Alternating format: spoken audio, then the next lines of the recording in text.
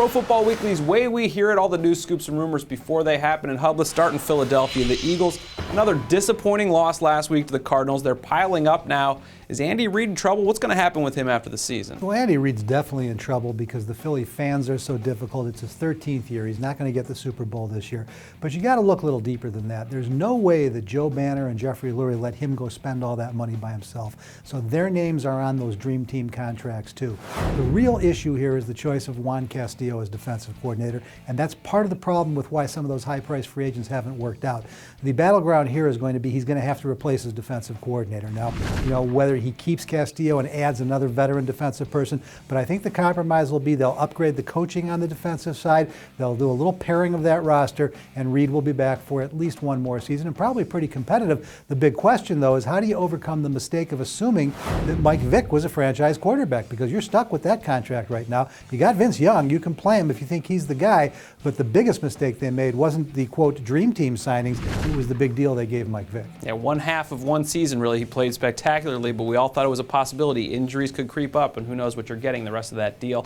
In Houston, we know that Matt Leinart now is the guy there. Matt Schaub went down with injury. How big of a change is this for the Texans? Well, according to my sources, and I'm going to make a prediction here based off what I'm hearing, it's a change, of course, but I think Matt Leinart may be the best story of the second half of the season. This is not the disaster that people are making it out to be. He never lost that job in Arizona. He never really got a chance to keep that job in Arizona. Kurt Warner was always there. It was more an off-the-field attitude situation.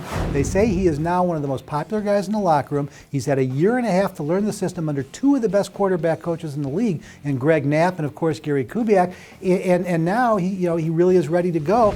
I think he's going to play well. Look at the weapons he's got. So this could be quite a story if he picks up right where Matt Schaub left off. Gary Kubiak said from right after Matt Leinart got in there, he really liked what he saw in him. He'll get a chance to see if he can prove it now. In Buffalo, the Bills were the feel-good story of the season early on. It's kind of changed a little bit. What's going on in Buffalo? Well, it's still not a bad story, but the schedule's gotten tougher and the injuries have mounted. They've lost center Eric Wood, who was on our Pro Football Weekly midseason All-Pro team. They've been without left tackle Demetrius Bell. Kyle Williams has gone for the year. They really don't have any weapons other than Stevie Johnson and Fred Jackson, and so it's caught up with them. But here's the real issue there.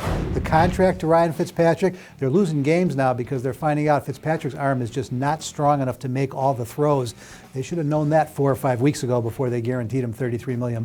He's probably not the long-range answer at quarterback. And as our Nolan Naraki pointed out in a video earlier this week, as the winter months get going and the weather gets worse, it's going to be even harder for him to make those throws. That's the way we hear it from around the league. For the best coverage of the NFL, check us out at ProFootballWeekly.com.